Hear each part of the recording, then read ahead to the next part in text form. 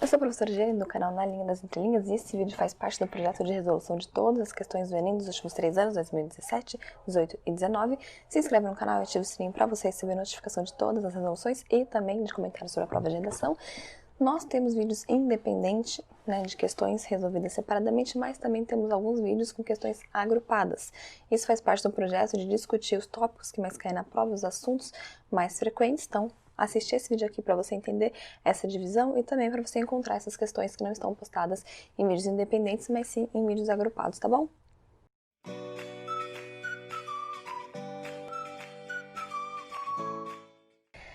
Nesse vídeo a gente vai resolver a questão 39 do Caderno Azul do Enem 2019. A questão traz um poema, então uma linguagem poética, daí o Dayush, fica tranquilo, ninguém sabe como pronunciar o nome dela, cada um fala de um jeito. E é isso aí, a gente vai então ler o que ela diz pra gente, o que o eu lírico criado por ela vai dizer pra gente nesse poema escolhido pelo Enem. Essa lua enlutada, esse desassossego, a comoção de dentro ilharga, dentro da solidão, o corpo morrendo. Tudo isso te devo. E eram tão vastas as coisas planejadas, navios, muralhas de marfim, palavras largas, consentimento sempre, e seria dezembro. Um cavalo de jade sob as águas, dupla transparência, fio suspenso, todas essas coisas na ponta dos teus dedos. E tudo se desfez no pórtico do tempo, em lívido silêncio. Umas manhãs de vidro, vento, a alma esvaziada, um sol que não vejo, também isso te devo. Então, um poema com bastante recurso, a gente percebe aqui, lua enlutada, por exemplo, tem a questão da sonoridade, são duas palavras com sons semelhantes, significados distintos, mas sons semelhantes. A gente percebe aqui as metáforas também, o tempo inteiro, constantemente, a gente tem metáforas, muralhas de marfim, navios. E a gente também tem uma interlocução marcada, isso te devo, ela está falando com alguém, esse eu lírico está falando com alguém. Então quer dizer, uma pessoa descrevendo um sentimento e se dirigindo a alguém, dizendo assim, olha, tudo estava maravilhoso e poderia continuar maravilhoso.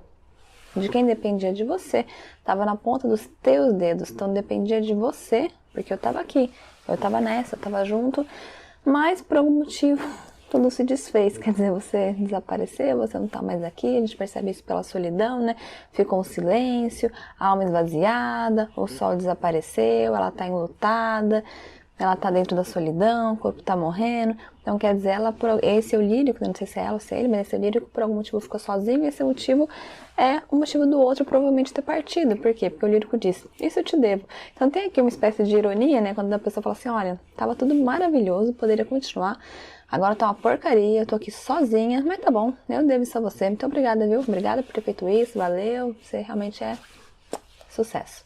Então a gente tem aqui uma ironia, uma pessoa que tá aí falando pra outra o que ela causou nela. E o que o enunciado nos diz?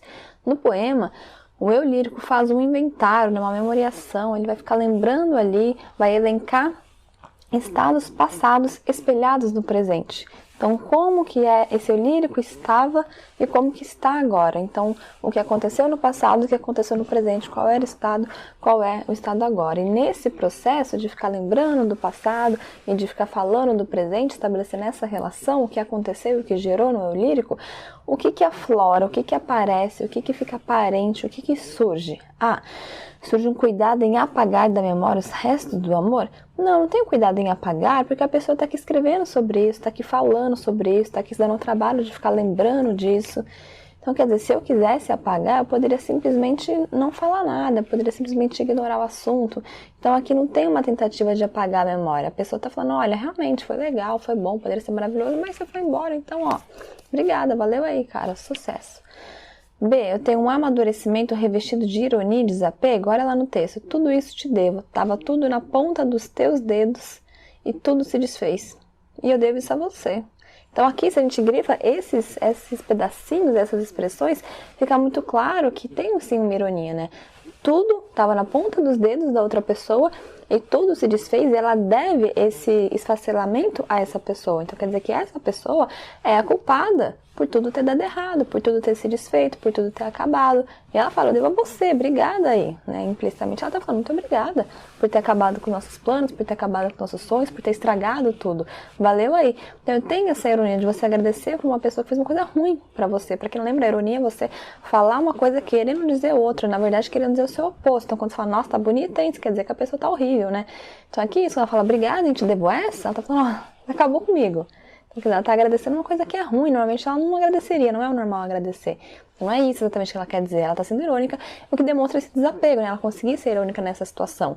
E às vezes ela tá ali chorando, falando, você acabou comigo, volta pra mim, eu não aguento mais. Não, ela tá falando, não, cara, beleza, né? Eu vou seguir aqui na minha solidão, mas é isso aí. Então ela tem esse desapego, né? Em vez de estar ali, apesar dela falar que ela tá morrendo, ela ou ele, como eu disse, né? Falar que tá morrendo, também tem ela consegue fazer essa ironia, então ela consegue ter esse distanciamento, ter esse desapego em relação a outra pessoa. Então essa alternativa é a correta. Vamos ver as outras? Eu tenho, né, nesse estado de passado e presente, essa relação aflora um mosaico de alegrias formado seletivamente. Não tem, o Enem adora essas palavras, né? Seletivamente, é só pra complicar, né? No fundo, seletivamente só é uma questão de seleção. Então, quer dizer, selecionam palavras ou expressões que juntas me dão uma ideia de alegria, né? Mosaico é justamente isso, você juntar vários pedacinhos. Então, na verdade, usa várias palavras que parecem difíceis, mas se você pensar no significado de cada uma, não tem nada de muito elaborado, de muito complicado. Aqui a palavra-chave é alegria, que é a palavra errada.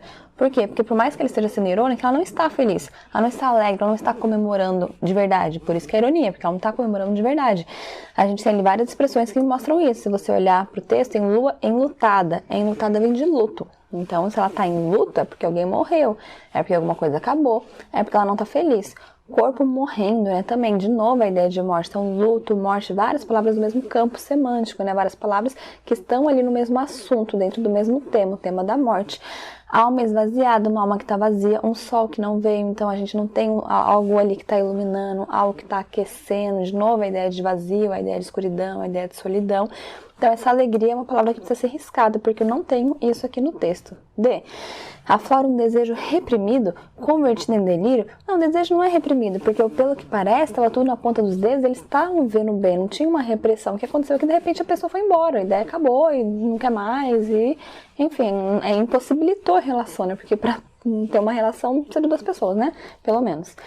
Convertida em delírio, também não, eu não tenho delírio aqui, ela tá falando dos sentimentos dela, ela não tá enxergando coisa, ela tá ali vendo o navio, poderia pensar isso, mas ela não tá ali, coisas planejadas, navios, muralhas de marfim, ela tá vendo tudo isso, um cavalo de jade sobre as águas, será que ela tá com febre, delirando?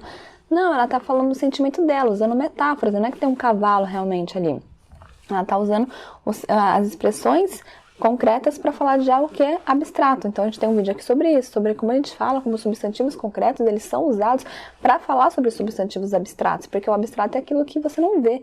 Então é aquilo que você, para você falar sobre ele, você precisa de comparações, você precisa de metáforas. É isso que ela faz aqui, é uma questão linguística. Não é uma questão de delírio, não é uma questão dela estar vendo coisas que não existem, por exemplo, dela estar fora de si. É uma questão dela usar um recurso da linguagem para poder falar sobre assuntos que são abstratos, sobre os sentimentos dela, que é algo não palpável, é algo que a gente não consegue ver. E por fim, eu tenho um arrependimento dos erros cometidos. Não parece, né? Não sei se ela tá ou não arrependida, mas o texto não mostra isso. Não mostra que ela está arrependida, mostra que ela tá ali disponível, que pra ela tava tudo certo e tudo continuaria. Mas que ele ou ela simplesmente desapareceu, não quis mais saber. Então não tem nenhum momento ela fala, ou ele fala, não me arrependi, não teria vivido isso, se eu pudesse ter escolhido. Não fala isso, fala, tava tudo certo aqui, mas você foi embora, então não tem mais chance, tá bom? Então uma questão em que a gente tem a função poética predominante é uma questão de interpretação, né? Então você conseguiria ler o texto e a partir da leitura do texto você conseguiria resolver a alternativa. Claro, a alternativa não, né? A questão mesmo. Claro que se você estiver habituado a ler poesia é muito mais fácil, porque você vai saber que a poesia usa esses recursos, como eu falei na questão do delírio, algumas pessoas podem ter pensado, mas ela está enxergando um cavalo que não está ali, um cavalo andando sobre as águas, o que é impossível, porque ela está sim delirando. Então por isso que é importante a gente ter o hábito da leitura, você está familiarizado com os textos, familiarizado com os recursos que cada gênero textual costuma utilizar, para você saber isso. A poesia utiliza recursos linguísticos por determinados motivos, e aqui o que a gente tem são recursos linguísticos sendo usados com alguns objetivos, alguns propósitos. Então se você soubesse disso, seria muito mais fácil você resolver a questão. Então por isso que você tem que sempre ler, sempre estar habituado a ter uma vida cultural bastante ativa nessa área literária também, tá bom? Que cultura todo mundo tem, né? Mas algumas culturas, vamos dizer assim, específicas que a gente precisa desenvolver nesse hábito da leitura, por exemplo, o hábito de ler poesia, que parece que, poesia é tão difícil. Não é que é difícil, é que ela utiliza esses recursos que não são tão utilizados com tanta frequência na vida do dia a dia, né? Então é uma coisa nova, né? Uma coisa que precisa de um estudo um pouco mais formal para que você consiga entender, para que você consiga se habituar, consiga compreender, tá bom? Então é uma questão de interpretação na área de artes, que a gente viu que é bastante comum, comum, mais contemporânea, né? Apesar dela já ter morrido, é um texto novo, não é um texto assim, nossa, do século retrasado. Então sempre a gente falou que a literatura, as artes, de modo geral, tem aparecido a partir do moderno, né? Do século passado ali, do moderno pro contemporâneo. E é isso, tá bom, pessoal? Se tiverem dúvidas ou sugestões, escreva aqui embaixo, por favor.